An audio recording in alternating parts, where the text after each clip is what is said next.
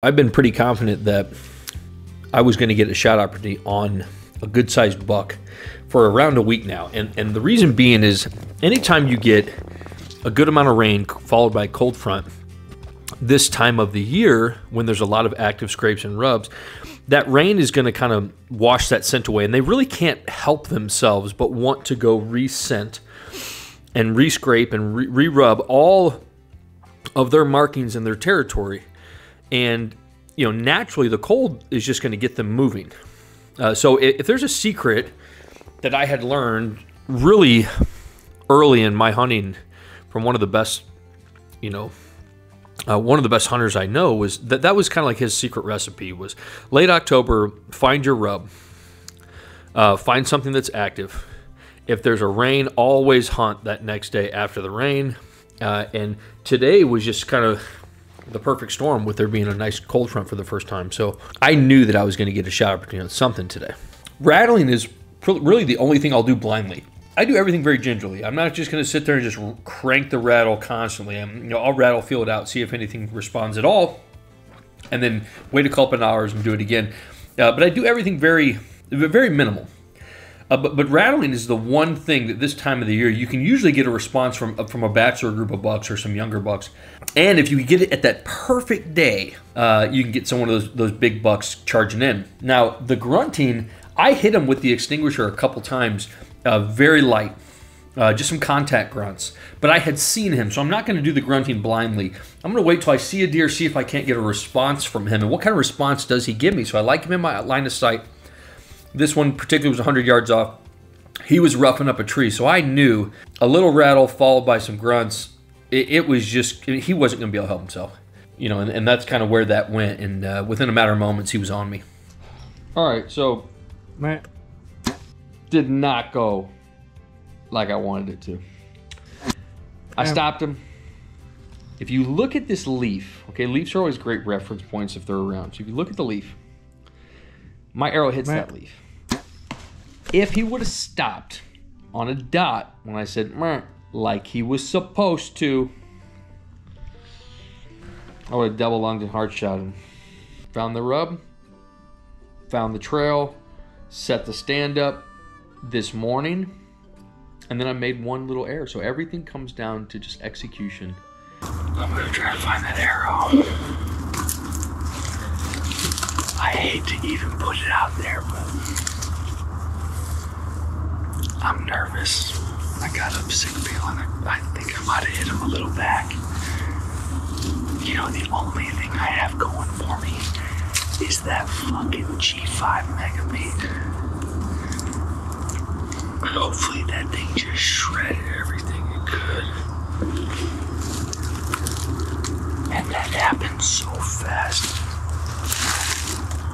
I saw him scraping up a tree over here. Black rack, just a little bit. Got up, got my bow, sure enough, he's right in front of my face. I never shot because he was straight on, but then he veered off to the right, headed straight for that big old scrape I found the other day. 30 yards. Man. And if I just would have waited 2 more seconds, readjusted a hair, everything happened fast, and I wasn't patient enough. So let's hope we find him in the morning, but it's just a lesson learned, man. Every time you step in the woods, it's a lesson learned. 10 years ago, I would have been throwing up, killing myself over this right now, and now I just know that if this one was meant for me, I'll find him tomorrow. Only thing you can do in a situation like this, get a lift in. Try not to think about it. Try to get some sleep. We'll try to get a good lift in. The other crazy part about deer hunting is within a blink of an eye, I could have been on like the highest high. And now I'm just in a gym pacing and stressing.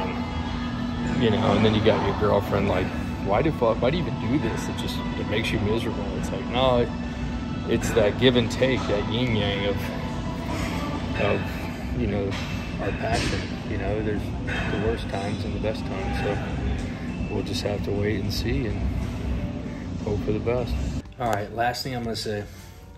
The hardest thing to do if you gut shot a deer, and I learned this the hard way. Just get the fuck out of there. You wanna look, you wanna see if there's a blood trail. There's probably not gonna be much blood if it's a gut shot. So, you know, as hard as it is, as quietly as you can, just leave. Man, it took me like an hour to get 30 yards out of the timber. I was dying. Saw the arrow, immediately knew what was going on just by the look of the arrow. I didn't even need to smell it. And then I immediately turned and started walking away. But most likely that deer feels a pinch. It doesn't really know what just happened. Instinctually, it's probably just gonna bed down and relax, rest, and it'll decease from just hemorrhaging, so. But if you start stomping around, some deer, if they get spooked, they might run for miles. My biggest thing, like I mentioned before, is the damn coyotes pushing it, but we'll have to wait and see. I'm sweating the stress out of me. You know what it was? 4 miles, 2.5 hours. I'm crying a little bit. I smelt him. I was coming up this here, and I thought in my head, man, I'm just gonna keep at it. I know he's down. And I smelt him. It smells so musky from him rutted up. And I look over, look at this.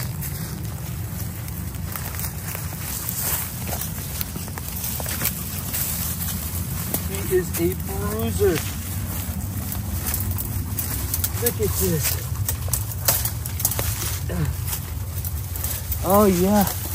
Oh my gosh, look at this. You know what saved me? Because it was my error. I let him take that extra step. That mega meat, that G5 mega meat. Dude, that mega meat shredded him. Wait till I get this thing out and you can see the exit wound of that G5. And I hit him pretty far back, so it was all guts. But that G5 absolutely destroyed this boy. I can't believe this. Missouri rut, November 1st. Me and Rodrigo, he's been out here with me, found himself a soccer ball. Me and Rodrigo were splitting the lines on Onyx, trying to cover all of those open areas, and I just got done telling him there's one last stretch, remember? One last stretch coming up in here. I cannot believe it. I'm not gonna lie to you, I wasn't panicking because I've done this before, but I was pretty sure of myself that this one might have got away from me. And look how deep he is in here. This is some thick shit. Obviously, this is where he ran to recover, but I can't believe it. I'm so excited. So, Missouri rut. I can't believe it. Sometimes I get stand locked, see deer, see activity, maybe even from the year before, and I just feel like that ridge or that area is going to be it. And I wasn't seeing anything. I had set 3 times, didn't see anything, which is so uncommon for this property. I always see something. Whether I pass it or shoot it, that's a whole different story. But I'm usually seeing deer, so I made myself move. I made myself re-scout. I did a really good scout the other day. Found that rub up by the tree line, maybe 20 yards off the tree line, which is what I always tell people this time of the year. And within 2 days, I got my new stand set up, and I had a picture of this guy that morning kind of hitting all the cameras on the property, so he was making his rounds. And I left my rattle set that I made the other day in another stand on accident. So I grabbed that black rack. I hit that black rack once when I got in, nothing came, so I let it be. And then I look over and I see this guy messing up this catalpa tree. You can see all of his fresh shavings from that catalpa tree right here on his antlers. And I just happened to glimpse and see that tree shake, and I knew it was a deer. Didn't know who it was. So I hit the black rack, and I hit it pretty good, real quick though. And I gave him 2 just kind of contact grunts. And sure enough, he was right in front of me. And you know, and I made a mistake, which I'll do. I relearn lessons sometimes, and this one I've learned before. The only difference between this time and the last time is last time I placed a gut shot, I pushed the deer and I pushed him off the property and never found him. I was younger, but I always told myself I'd never do that again. So I got down, I found the arrow. I knew without even smelling it that the arrow, I got him in the guts. I didn't hit him as far back as I thought I did. The exit wound actually was a little bit farther forward, but I put a lot of faith that night in this mega meat.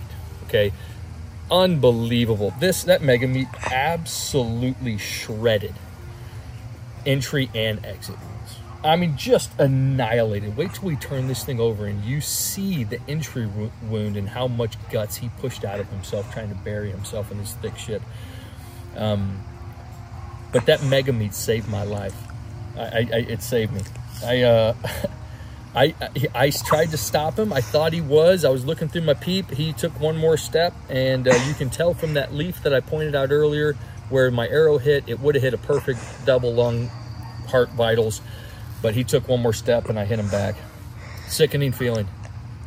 You go from the lowest low to the highest high. But man, that's awesome. This Prime RVX, you guys know how I feel about these primes. Set up in a tree that high, it felt so nice. I set up on him so quickly. Again, in my theory of where I thought I was shooting, it was a perfect shot. You know, I just wasn't anticipating that step, but love the primes. G5 mega meats, you can't beat them. If you place a decent shot on them, it's a guarantee, and even if you don't, it'll save you. Missouri, 2024, just beginning.